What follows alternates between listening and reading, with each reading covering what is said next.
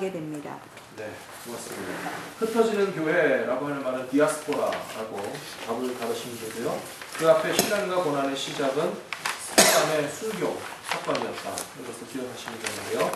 잘 아시는 것처럼 사도행전 1장 8절에서 예수님께서 분명히 제자들에게 명령하시기를 오직 성령이 너희에게 임하시면 너희가 권능을 받고 온 예루살렘과 온 유대와 사마리아와 땅끝까지 이르러 4단계로 말씀하셨죠. 제일 먼저 자기가 살고 있는 도시 예루살렘이라고 하는 도시, 그 다음에 온 유대, 자기 나라 전체를 말하는 거죠.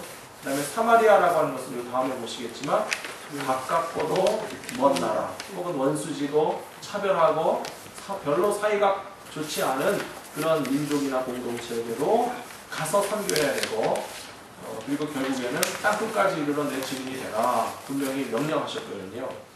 그게 사도행전 1장 8절의 말씀인데요.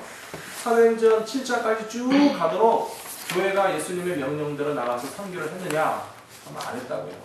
그대로 모여서 여기가 좋사오니 예배 전도 교육 봉사하면서 집집마다 모이고 친교하고 말씀 듣고 기도하고 우리 교회를 열심히 세우는 것을 좋아해서 똘똘 뭉쳐 있으니까 역설적이게도 여기 보시면 이 순교 사건을 통해서 핍박을 통해서 성도들이 할 수 없이 다 흩어지게 되거든요. 흩어지게 되는 것이 8장 1절 1장 8절을 뒤집으시면 8장 1절이거든요.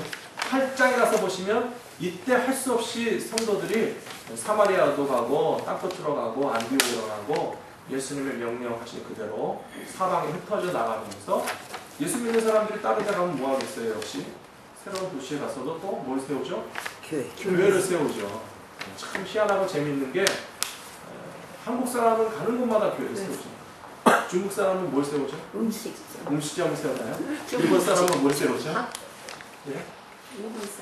모르겠습니다.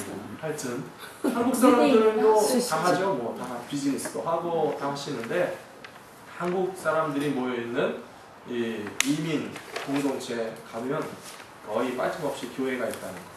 하나님이 우리 민족을 사랑하시는 것 같아요. 그래서 선교의 역사가 처음에는 이렇게 할 수 없이서 이민 가고 피난 간 자리에서 여전히 믿음을 지키고 교회를 세우다 보니까 그게 바로 선교의 계기가 되었다 하는 것을 사도행전을 통해서 알 수가 있습니다. 그래서 놀라운 선교의 시대가 처음에는 수동적으로 혹은 사이에 의해서 할 수 없이 디아스포라라고 하는 뜻은요 원래 흩어진 유대 민족이라는 뜻이에요.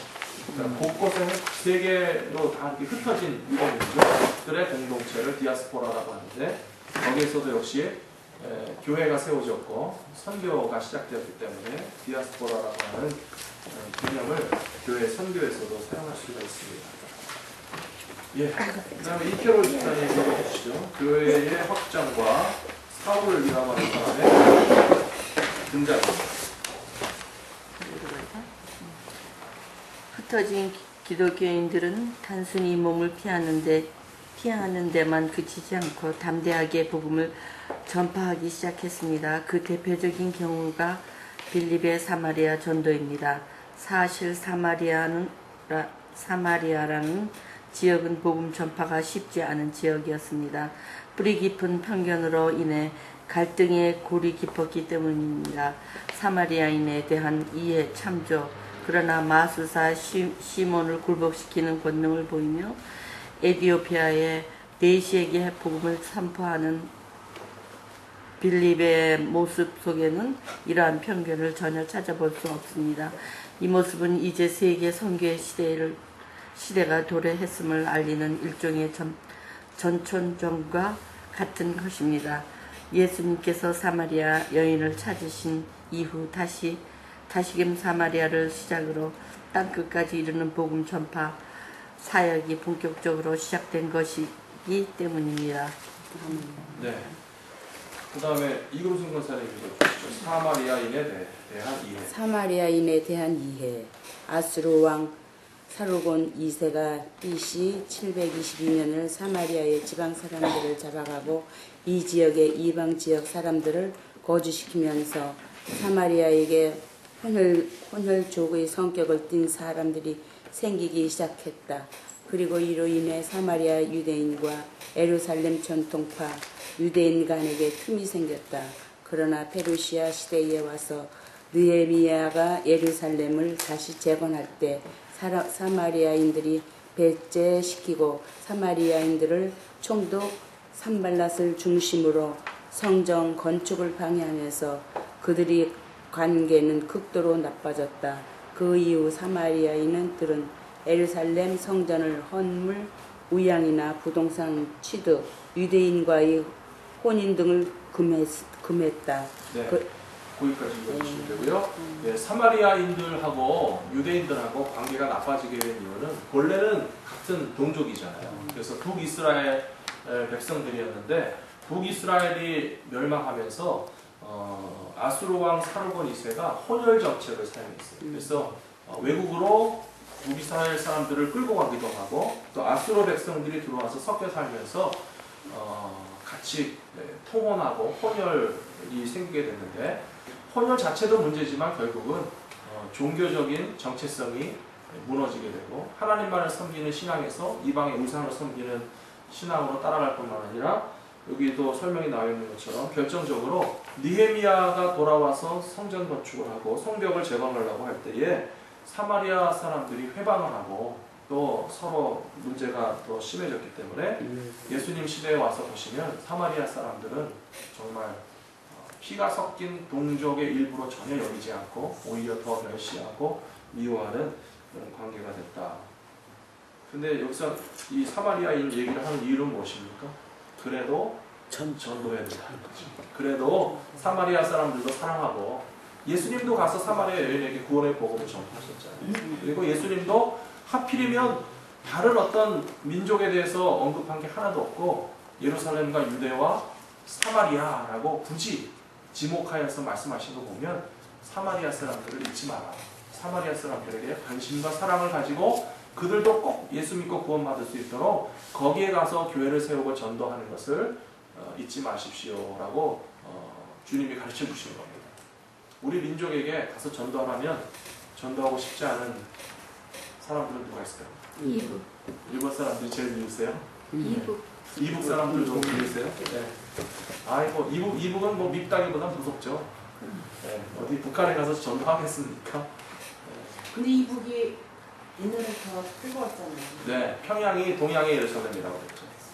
그래서 이미 100여 년 전에 평양 시내에서는 주일날 비즈니스가 다 문 닫았고요. 아주 성경책 딱 끼고 교회 가는 사람들이 골목골목에 대로를 다 헐보하고 다닐 정도로 평양 시내가 정말 뜨거운 1907년의 대부흥운동이 평양을 중심으로 해서부터 전국으로 우리 한국교회 부흥이 퍼져나간 거거든요.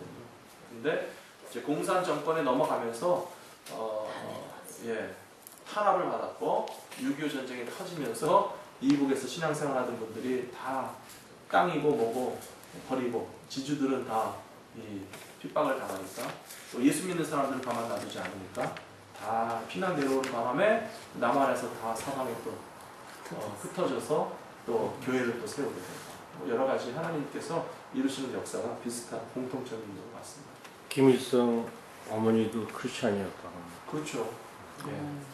그래서 뭐 교육을 잘못시켰네. 외가 집안이 교육을 저기 기독교 집안이라고 그러죠. 남의 것만 말할 게 아니에요. 우리 외손자가 또 무슨 인물이 될지 우리도 조심하고 우리 자식들한테 잘 가르치고 우리도 자식들이 믿음 생활을 잘 지킬 수 있도록 해야지. 김일성 뭐 거기만 우리가 떠들이 안 돼. 예, 그래서 전도하기 힘든 대상, 가기 싫고 무섭고 혹은 다른 사람 다 예수 믿고 구원받아도 그놈들은 안 믿었으면 좋겠다 싶은 대상까지라도 예수님은 사랑하고 가서 전도해라. 이렇게 명령하신 것을 기억하도록 사마리아 사람에 대한 얘기가 나왔습니다. 그 북이스라엘 사람 사마리아. 네, 북이스라엘이 사마리아를 중심으로 해서 사마리아가 북이스라엘의 그 수도였어요. 그래서 자꾸 예루살렘에 가서 성전에서 예배하고 싶어 하니까 그 사마리아에다가 또 그 신당을 만들어 놓고 산당을 만들어 놓고 북이스라엘 사람들이 거기서 또 예배하게 했는데 그러다 보니까 또 그게 우상숭배로 가고 문제가 생겼었죠. 그 다음 내용 조금 목권사님 읽어주시죠. 그런데 이때쯤에